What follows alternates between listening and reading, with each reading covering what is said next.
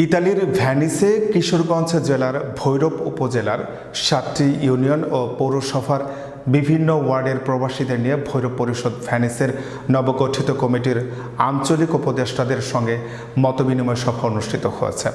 আমাদের ইতালি প্রতিনিধি মঞ্জুর আলম জানান, রবিবার সন্ধ্যায় স্থানীয় একটি রেস্টুরেন্টে পরিষদের সভাপতি শহীদুল ইসলাম শহীদের সভাপতিত্বে ও সাধারণ সম্পাদক আব্দুল রশিদ ভূঁইয়ার পরিচালনায় স্বাগত বক্তব্য রাখেন প্রধান উপদেষ্টা মোবারক হোসেন।